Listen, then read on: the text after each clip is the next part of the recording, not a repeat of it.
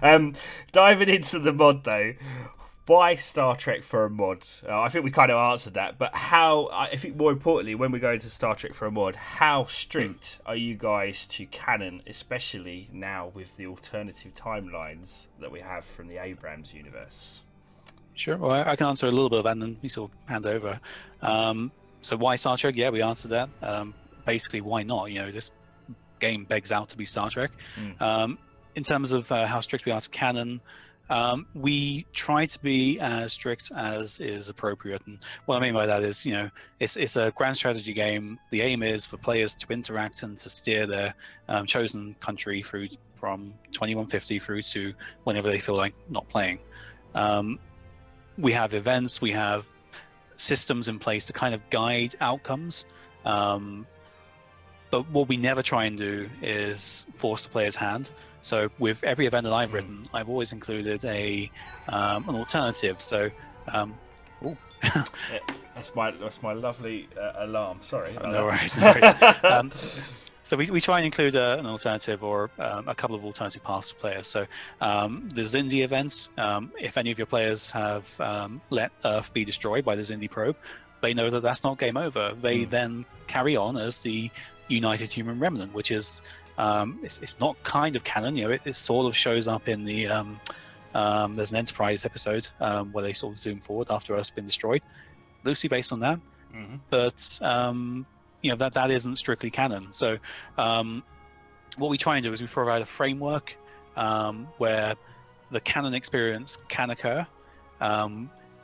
We try to avoid things that are obviously not canon, you know, on game start. And if the game happens to get to a non-canon state due to player interaction, then yeah, that's happened. You can't work around that. But yeah, we try and bring in as much flavor as possible as well, which I think is the other side of canon. So the way we describe things, the units of measurement, you know, the general feel of things, we try and capture the essence of Star Trek as much as we can. But yeah, I think we all appreciate that canon in a show that violates its own canon is, you know, what are you going to do? You just have to steer the course that's the least worst, right? So if it feels right, then that's what we should go with. Yeah. And I want to add that obviously in every mod team there's a lot of points of contention, and there's Wolf can attest there's parts that me and him disagree quite strongly on. But I think they're talking about the right mix of gameplay to canon. Most of the team is really wonderfully aligned in our approach of try to preserve Star Trek as much as possible, but knowing when we need to back down and put more emphasis on gameplay. Yeah, it can be such a challenge sometimes. You know, I recall a discussion about whether transphasic torpedoes should be in, and I had this big discussion. I said, look, if we put transphasic torpedoes, I said if we include Voyager Endgame in the mod, then it would be pointless having the board because they just all blow up instantly, pretty much. So we're not going to do that. But I do know that fans in particular can be quite shall we say, aggressive towards some of their ideas and concepts around it. Have you actually dealt with anything like that yet in the mod, where fans have been like, but we want this, and you've had to kind of say, well, you know, that's just not going to work? Almost every day, I would say that probably after requesting Borg be a playable species, the second request is allowing people to have larger fleets, and that comes up every day. And you know, we have our balance, we have our gameplay experience that we want to support in terms of making ships important and preserving performance as well, and putting more focus on proper ship design and more intricate combat. And that just can't happen if you can build 1,000 frigates. That just can't happen. Yeah. So, that comes back against canon. So how do how do you what's the balance between a Star Trek canon where all 359 happens and they lose, was it 30 ships? Yeah. And that's a major blow. And then the Dominion War happens and they're losing thousands of ships, and that's kind of par for the course. You can't really reconcile those two easily, so you kind of have to take a middle road there. And I think that's definitely something we managed to do. Yeah, I think you need to kind of try and be as sensible as you can with some very distinctly different numbers and ideals sometimes in Trek lore. Were there sort of any ideas that came kind of from the community that you thought, actually no, that is right, we should probably do that? Was there anything that kind of like a eureka moment that kind of happened with feedback from the community? Well, I think the biggest one definitely is the playable Borg. So from the beginning we always thought that Borg should not be playable, and they should be super overpowered and stuff like that. But we definitely changed there, and so that's something that's gonna be coming in our beta release. Playable Borg faction, and completely revamped with like new ships and exclusive mechanics, and yeah, it's gonna be pretty cool.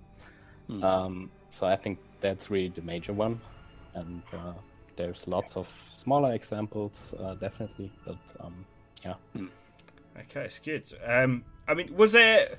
Well, obviously, we talked about Birth of the Federation a bit inspired you. Was there any other games or mods that have inspired your direction with this particular mod? Like, is there anything that's come before that you've seen and you thought, that's a great way to do things, or you know, from a game or from a mod? I guess for me, I mentioned this in our sort of previous conversation, my favorite Star Trek game is The Final Unity. I don't know if many of you guys played it. It's pretty old now. You probably have to dig up a computer that can run it. But it was this amazing experience that really took you into sort of the next generation. You felt like you were making your own episode of the game there. So I try and bring as much of, I guess, that as possible, which is why, you know, we got the Garidians in the game. You know, the species that turn up in, you know, this one game. I love them. They're amazing. For me, yeah, that's my inspiration for a lot. At the same time, you know, games like Star Trek Armada, Star Trek Armada 2, sort of the mods that you guys have been involved with there have come out. You know, there's a lot of sort of, I guess, feel for combat that maybe we want to not emulate, but you know, capture the good things there. Good.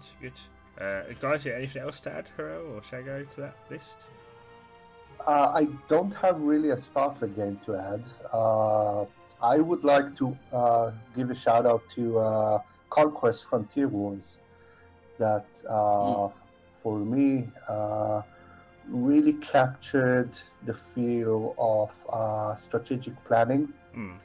I would say Conquest Frontier Wars and Imperium Galactica 2 are really the biggest inspirations of how I want to see a mix of story and 4X and combat. Okay. So, if I were to ask you a little bit about where the mod would majorly sort of move away from how the stock game plays, what area would you, or what areas I should say, would you pick out where you've really had to work with the limits of the code, but try to put in perhaps a feature or something that stretches way away from what possibly even Paradox imagined themselves? Okay, well, I'll do a little answer here, and then I think the bulk of this has got to be Harold, because you know, the bulk of our changes from stock are around the balance and the field of combat, which you know, absolutely he's been massively involved in. I think for me, we've really pushed the uniform and the clothing system pretty hard. the base game has a lot of functionality in it that's not being used. You can clearly tell that they were going to do some pretty cool stuff with clothing for pops, so your population units in the game. Things like tile-dependent outfits. So if you're in a mining tile, you get a miner's outfit, that sort of thing. You know, we've taken that, we've run with it, we've added things like the Starfleet uniforms, which change over time, the Borg assimilation stuff, species that aren't human getting Starfleet uniforms. You know, I think we've really pushed that pretty heavily, and it sounds like a really small thing, but yeah, I think yeah, it draws you into the gameplay more. It's detail, right? It doesn't have to be there, but it is there, and I think the mod is so much better for all of these little things that didn't have to be there, but they are. They make it nice. Yeah, lovely. Yeah.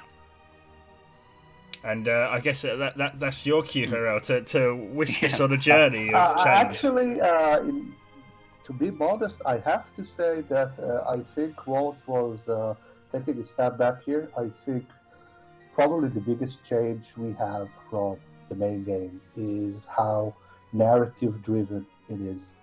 And, you know, I got to work a bit with Paradox and talk with some of the guys there, and I know that for them, even though you can see that they're adding more story elements like horizon signals and stuff like that, those are all very, let's say, generic, non-species specific.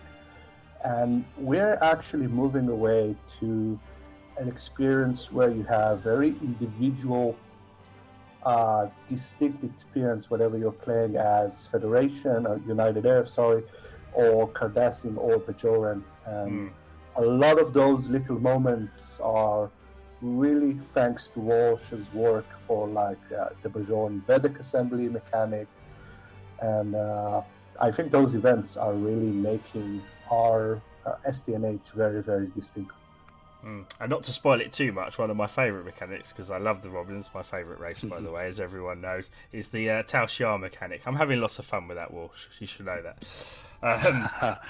We expect some improvements soon as well. Oh, excellent. I can't wait. Can't wait. Oh, hold on a second. I've already started Let's Play. No! So, yeah, no, I can't wait for those. I do agree, those nice little touches and events. I've learned that one should not send their science captain shooting torpedoes at the Alachi, so that was a bad idea.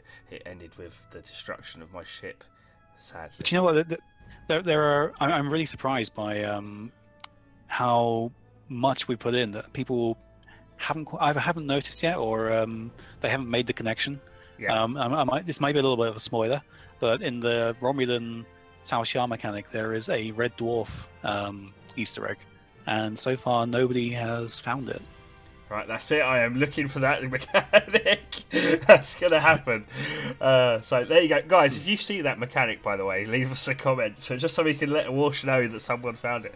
That's excellent. That's excellent. I love the way that you guys added a little bits of yourselves into the mod too. So obviously quite a substantial change. What I'd also like to sort of ask is, I know that you guys have also invested a lot of time in bringing sort of more modules from sort of Trek lore into the game, and spent a lot of time on that. And how does that compare to stock? I think that's completely different. We have a very different approach to ships. So we have split the weapon section and the utility sections. So that's working quite differently. And yeah, I think we have added... I mean, we have redone every component. You won't find any vanilla component in our game. So that's something we have completely overhauled. And yeah, and I think with technologies it's the same. So so we've kind of built our own thing there. Yep, you have to make valid choices, ladies and gentlemen, whether you want to put a crew quarters on that ship or not. It's very important. So or if you go the Bane approach, which is more force fields and more more weapons and tactical consoles. So there's a lot of diversity in that, guys. So if you are gonna download the mod after seeing this video and play the mod, then do look at that diversity. There's some great stuff in there that you shall see when playing the game. Trust me on that. And we're pushing that more. I'm happy to say that really we have big plans on making ships even more customizable, making the various classes more distinct in how they play. I mean, I suppose that's the question. There is a lot of sort of known Federation vessels out there from the tech manuals, etc., etc. How do you guys choose which ships to fulfill which roles for the eras? So as you develop, how are you making the choice of which ships, shall we say, make the cut, so to speak, and which aren't going to be in? I think Shagger's probably best to answer this one. Yeah, that's actually one of the reasons we have introduced the era system, where you progress through the eras, and the models change and sort of get newer, and so you have the whole bandwidth of the known species, like the major ones. Yeah, I think it's really hard for the minor species to come up with new designs, and so we're doing a lot of kit bashing there, which works quite good. But yeah, it can be a real pain to to find ships for all the races. And I suppose in some ways you're following in Star Trek itself's footsteps. After all, they did make some of the Wolf 359. You just. I suppose you're following in some of Star Trek's actual footsteps, because they did make some of the Wolf 359 ships out of highlighter pens, etc. So kit bashing is never a bad thing to fill in those gaps, I suppose. That's true. So we've talked quite a bit about some of the features and designs that you put in, and where the mod differs from the stock game. Can you kind of describe to me, if you could say, where are you now, sort of in your journey currently in development? What can players expect right now from the current release version? And then what we can do in a minute is we'll go on to what they're going to see in the future. Sure. Okay. Well, I mean, right now, you've got a playable experience. We're labeling an alpha because we don't feel it's quite up to what we consider to be our beta standard. We're very near there, but I don't think there's anything fundamentally broken with the current experience. So you can go in, you can have a great time. Multiplayer is fantastic. We're constantly building it, so we're constantly adding new events, we're constantly adding new ships, new systems, new mechanics for new races themselves. We got some great additions coming soon to bring in some of the minor races that you can't select as selectable empires, and then they become minor races if they're played by the AI. Right now you've got a really good Star Trek experience, and you've got a really good Stellaris experience. And the thing that really surprises me is the amount of people who comment on the New Horizons mod, not just as a Star Trek mod, but as a really good Stellaris mod, where for a lot of people the balance is better than vanilla.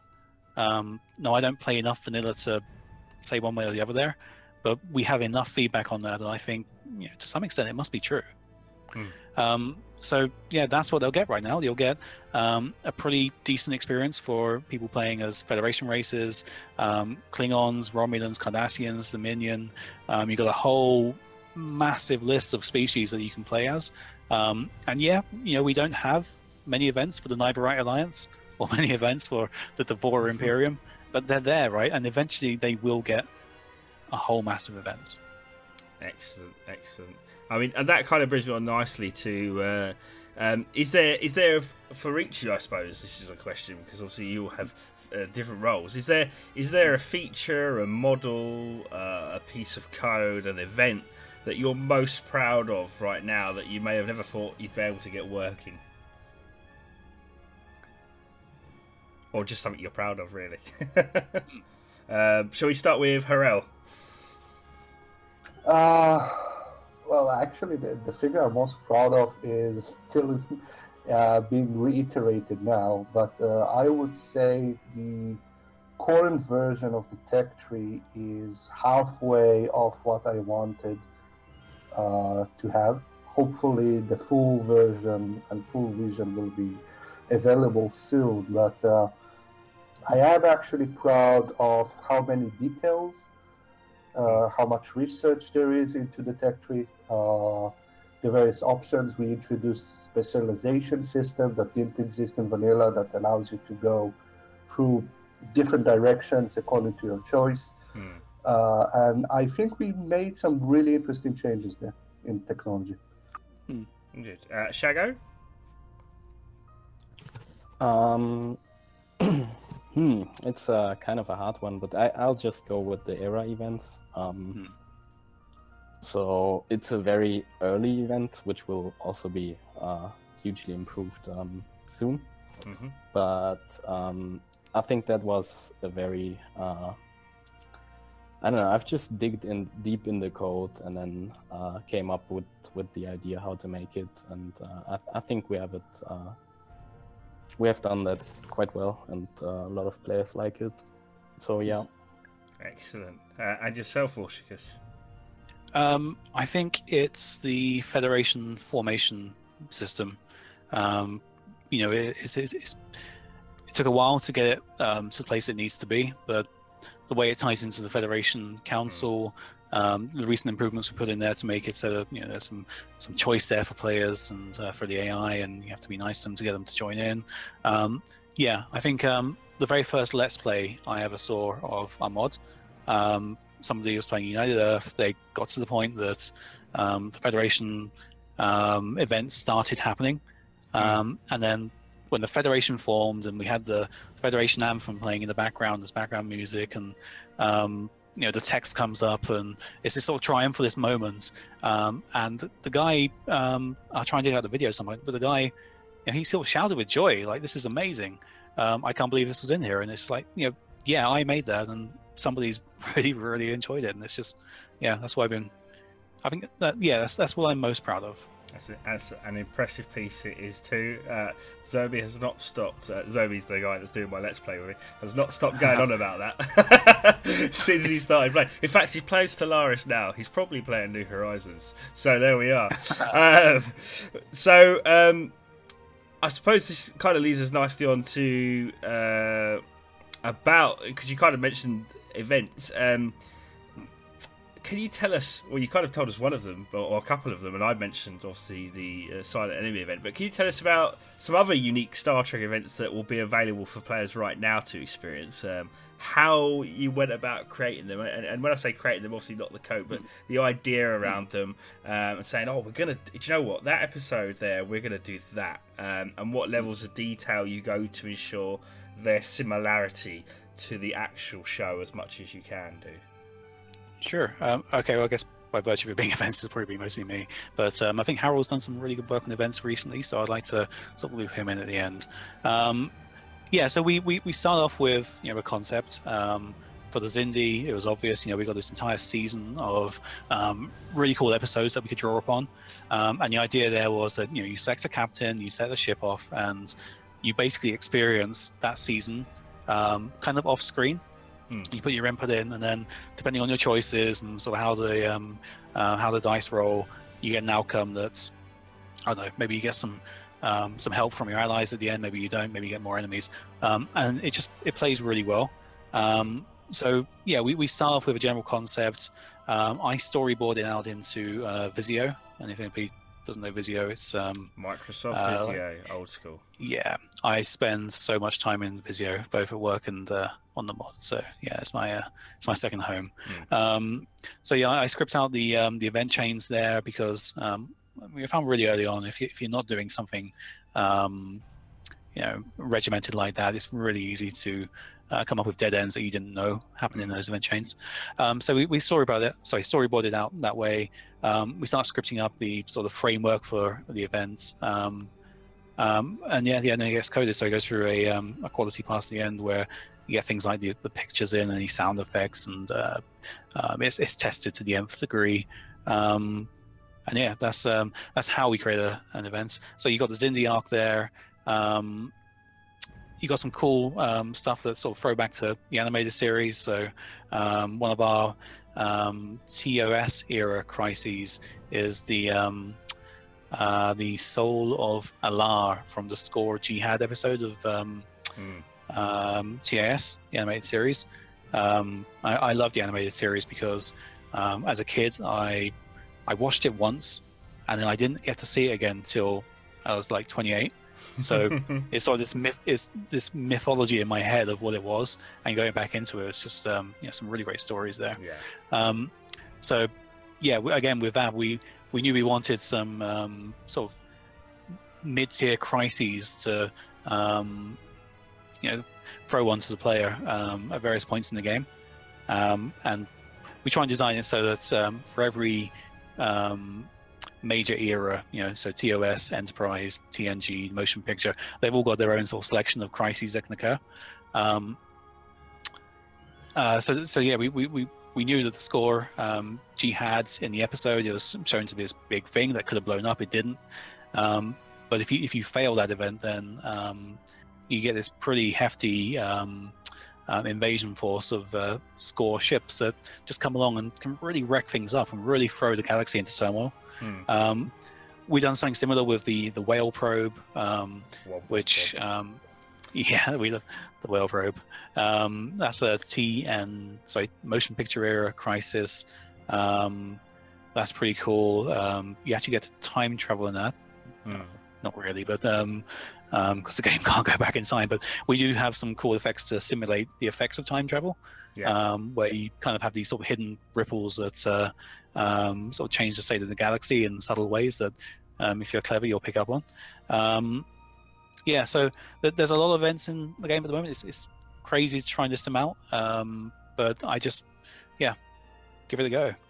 Excellent. Will we see Vija, do you think? Vija's a tricky one because it's pretty big. It is pretty big. It's on. I've got a map of all of the sort of the story points and sort of crises for the major species. It's on there as we definitely maybe have to think about this. But if we do it, we want to do it right and we want to do it well. There's Klingon ships that were destroyed, It's well, I guess in the mod you can't guarantee they'll be Klingon. They'll have to. Absolutely. There's the trick of it, isn't it? It's always that. There's always a catch-22. Well, it's like with the Augments event chain. So we've got this cool little event chain where the Augments from the Enterprise Season 4 episode of the story arc of the same name, they spawn, and if you don't deal with them right, they can basically form their own country, the Augment Carnate. And there's this really minor thing there about which ships to use, and it's crazy. Like, we could have just said, always use Klingon ships, like the episode did. But there's this whole section built around determining whether you should use Klingon ships, or if not, then you should use this other nation's ships. And this whole massive list, this crazy amount of detail there that really didn't need to happen, but I'm pretty glad we did it. That's good. No, that's good. So there you go, guys. One chain to watch out for, the Augment Chain, and give your feedback to these guys. Let them know if you love it, and if you do, let them know. So that's a really good detail. Thank you for that. You said there was a bit you wanted Harel to kind of pick up on at the end there. Was that right? Well, yeah, Harel's getting into events recently. He did some good work on the Mars terraforming chain.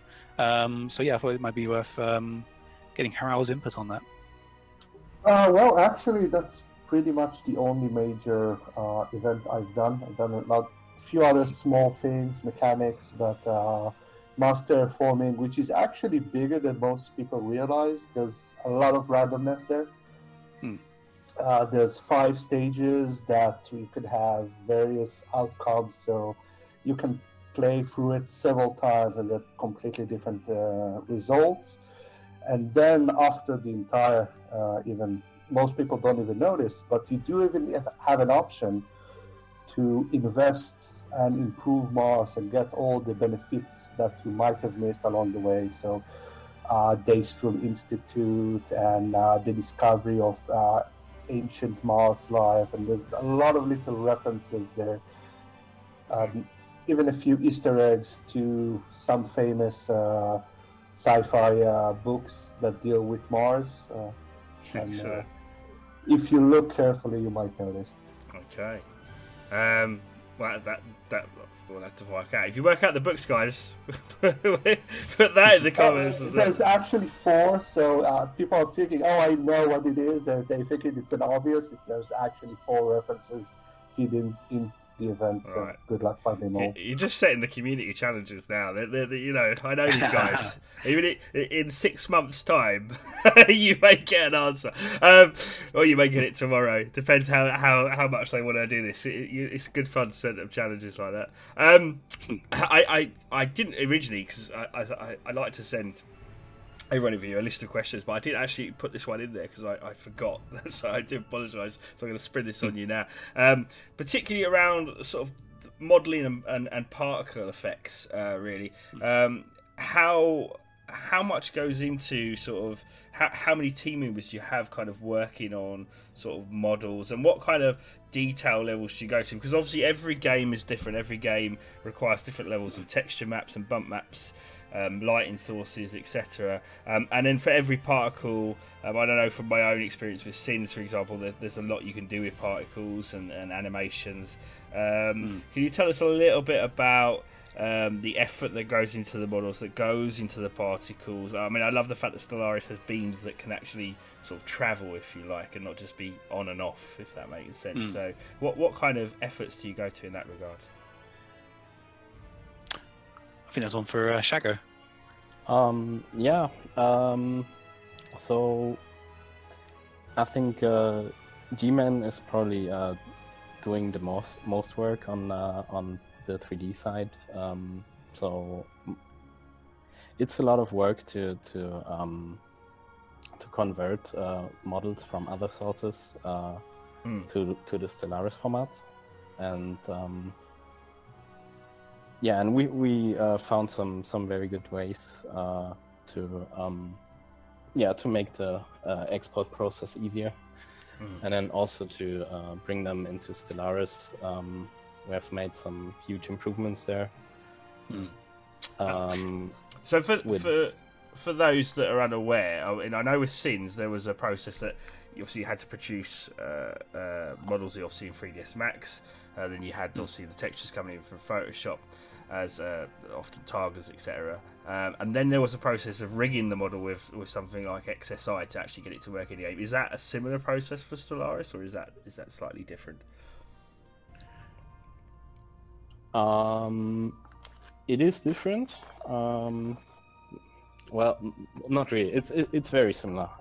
So we do most of the modeling in Houdini or in Blender, and then we need to set up the textures to be in format that Stellaris accepts. So often so many artists use like very many textures, like 20 plus or something. Yeah. And so that's something where we put a lot of work in to like combine or to streamline these textures, because there's also the 2 gigabyte limit on the Steam Workshop. Yeah. So that's that's a huge thing for us. So we actually we hit the cap twice already. I think very early on, the 500 megabyte cap, and then they raised it to 2 gigabytes. And yeah, we needed to do a lot of optimization there.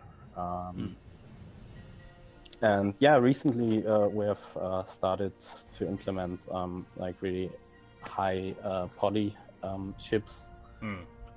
So we found some very cool ways to implement beyond the 50,000 vertices limit that is on the Paradox exporter.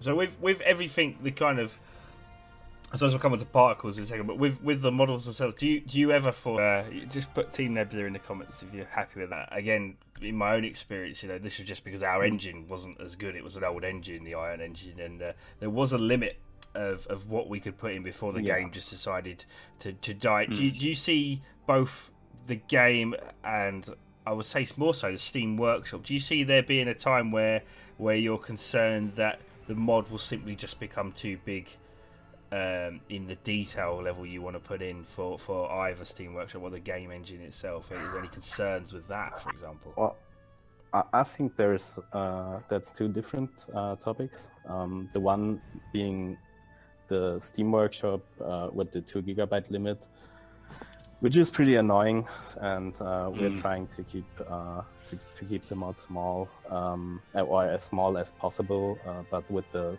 highest detail we can give. So we are reworking all the ships now, and improving them, and using better models for them, and also like creating new ones from the team members, and and then the other problem is the engine limitations, which starts with the exporter, which caps the export at 50,000 vertices. So that's your first the first thing you need to figure out. And then also the engine can't handle too many polygons. So you always need to like be aware of the max amount of polygons that the engine can display without frame drops. And so we're actually hitting these limits probably every day when we're dealing with the 3D side. So and that must be quite a struggle in the development process, I imagine, as well. Just I think it is a struggle, but at the same time, we've got a lot of very talented people on the team, and certainly from a tools perspective, I think Chago mentioned earlier that the exporter is the one that Paradox provide is it's not the most user-friendly tool in the world. It's kind of limited in terms of what tools it works with and where it plugs into. We've made some great strides in terms of making that less restrictive. So that's thanks to some very talented people on the team who are very good at systems. We're uncovering things all the time. So our performance testing is pretty rigorous. We've uncovered some interesting performance differences that Paradox were not aware of, which now they are. Which I think they're quite grateful for. I think it's difficult, but we're definitely progressing, and we've got some pretty cool stuff, pretty cool improvements coming in the near future. Yes, that's excellent news. We always love to hear that about improvements. In terms of, so I kind of glanced over a bit there, the particles, but in terms of the particles, what kind of scope have you got for these cool effects in the game? What can you kind of, is there something you're thinking, we can definitely do that, but we can't perhaps do this with a particle? How good is the particle effect manager in Stellaris? Actually, there is a built-in particle editor, which is pretty cool. So you can play around with that a lot.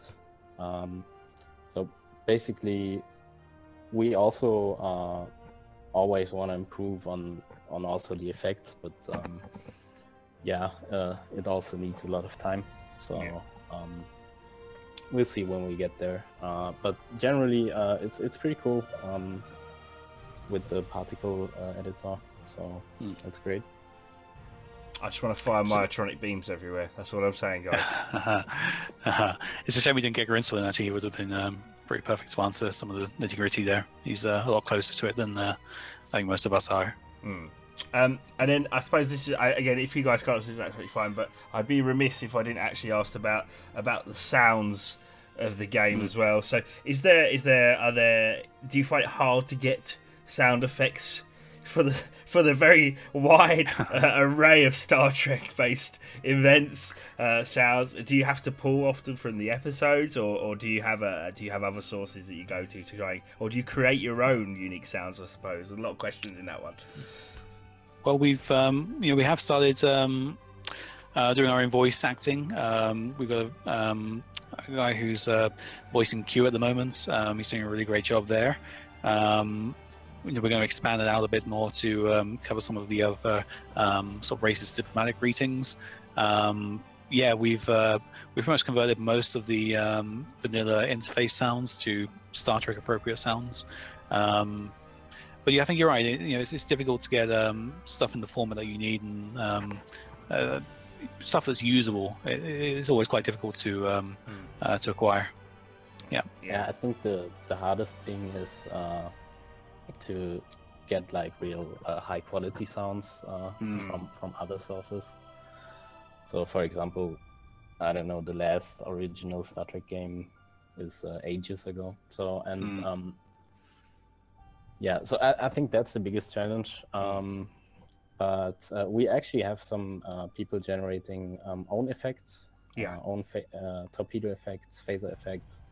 So there is a huge improvement incoming on that front, like especially with the weapon sounds. So yeah, watch out for that. No ETA yet. The guys are definitely working on it, but yeah. So you heard it here first, folks. Better sound is on its way, so you can crank up those speakers and immerse yourself even more so in Trek, along with the fantastic Federation event that we talked about earlier. And it'd be remiss of me not to mention the music as well. A fantastic soundtrack. I know it all too well, funnily enough. So great soundtrack to the mod as well. I suppose we're kind of coming down to sort of the end of our interview, and this really opens it up to sort of talking about the future. But before I just hit that future, I just kind of wanted to ask how you found working in the wider community of Stellaris, because obviously Paradox, as you've pointed out, have maintained a forum for their games, and obviously there's a wealth of stuff appearing on Steam Workshop every day, in fact, for Stellaris. So how have you found working with or have you worked, I suppose, which would be the better question, with other modders? How have you found the community? Because you kind of get one of two responses when I've asked developers before. Some will say that the community is fantastic, everyone's quite open and works together. Others will say it's kind of half and half, and then others will say, oh no, the community is quite toxic, we try to keep to ourselves. How have you found the Stellaris one for that? The Paradox community is amazing. It's full of some really talented, really amazing people, and it's just wonderful how collaborative they are. I don't think there's been a single instance where we've approached a mod maker and maybe asked to borrow snippets here or integrate parts of their mod into ours, and they've told us down. That's not happened yet.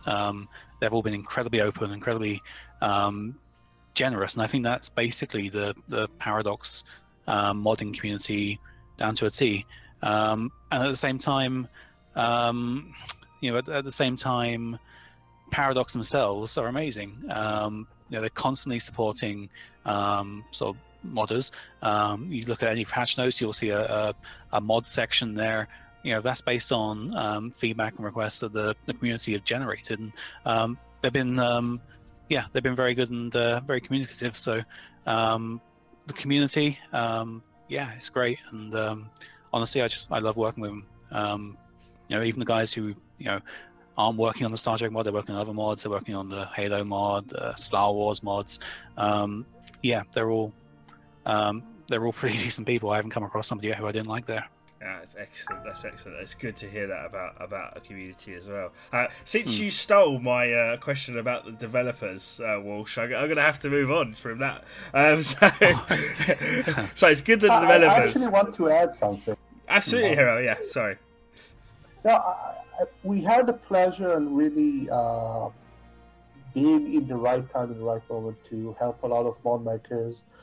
A lot of mod makers have helped us. Some of them have joined the team or working with us on and off on basis.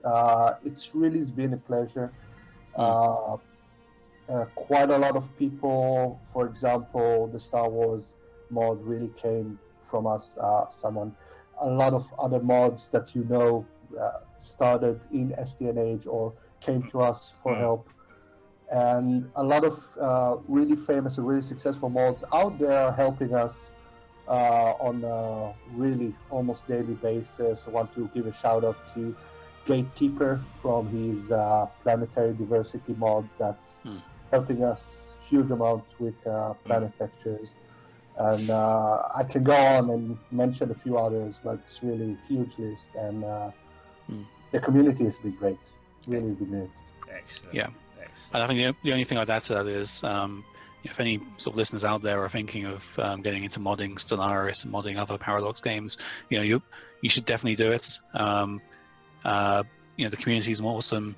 If you want any pointers, just drop by, ask for some help from us, and we're happy to sort of help you out there. So yeah, it's a great community, and I think we're all really proud of it, and we're all really, really proud of trying to make it even better than it is.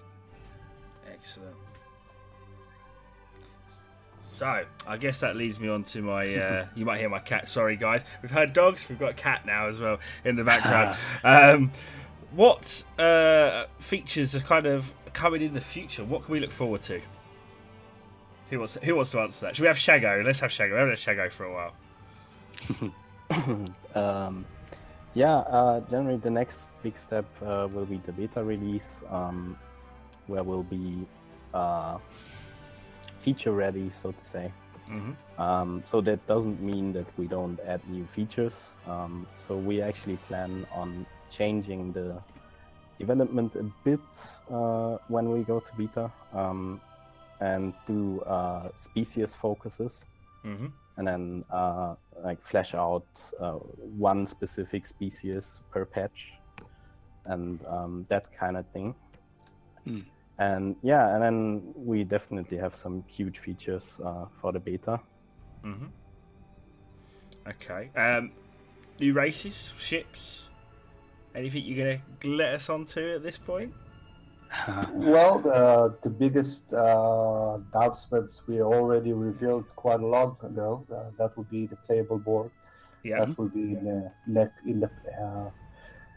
in the beta. But for other features, I don't know. Shago, Wolf, what are we ready to reveal? Well, I'm always ready to reveal everything, so you have to hold me back on this one. Tell us all. Not everything, I'd say. So yeah, I think a mix of all really. There will be new ships, there will be new events, the playable Borg with unique mechanics. There will be, Harry mentioned it, improvements to the ships, to the components, to the tech tree. So a lot of streamlining there and responding to players' feedback. And we're also very grateful about all the feedback we got in general on our mod. That helped us a lot, and I think that's a very huge advantage we had, that we made it playable as early as possible, and that also helps with the development, because we always need to have a playable version with no game-breaking bugs, and so that kind of leads to a pretty high quality standard when we push out new patches, and yeah. Okay. Well, I've just got kind of one more question actually, because you kind of nicely answered another one of my questions already, so that's good. Unless there was anything you guys at Walsh you wanted to add, or yeah, I guess the most exciting thing for me for beta is it's probably not going to come in the beta. We'll put out the fundamentals of it in an earlier patch, in the next couple of patches. It's some improvements we made to our map system. So I think our maps are pretty amazing. Our map guru, Cito, he's done an amazing job on getting the map placement, in my mind, perfect. So we have a Milky Way galaxy map. We've got an Alpha Quadrant map, which is a slightly smaller experience for people on, I guess, older computers or who want a quicker playthrough. But we've resolved some problems quite recently on how we can now provide maps that aren't covering either. Well, previously we had to cover the Alpha Quadrant. Now we don't. So we're going to be seeing some pretty cool new maps there that focus on other areas of the galaxy. So the Delta Quadrant, the Gamma Quadrant, giving these areas a bit more detail, a bit more flesh. So yeah, I think that's the basics of that are going to come out with probably one of our next patches. But the big push there, the majority of the new maps will be tied to the beta. And I think players are going to love it. Excellent, excellent. My final question, any plans? I know you're going to kill me for this one, but I've got to ask, because I know everyone asks me all the time, and I'm just going to do the same things that people have done to me in history to you guys now. Any plans for the Terran Empire?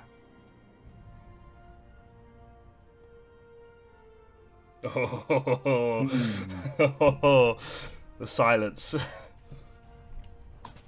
Let's say that we have very interesting plans that I think will make the players happy in a reasonably not so distant future. Excellent. And let's leave it at that. Excellent. Well, I just want to kind of take a little bit of time to thank you, Harel, Shago, Walsh, for joining me in this interview. It's been a long one, which will probably be split into two parts. So, guys, if you're viewing the first or second, sorry, you'll be viewing the second by the time you see this. But I hope you've enjoyed both sections of the interview. But thank you very much for joining me, guys. Our pleasure. Indeed, our pleasure. It was nice being here. Excellent. One final thing. Will you guys agree to coming back and doing another chat with us down the line, so we can keep the viewers informed on all new things, New Horizons? Oh, definitely. Excellent, excellent. I think we would love to shed more light about everything we have planned for the beta as we get closer to release. Yeah, exactly. So as we're getting closer to beta, we definitely have some new information to share there.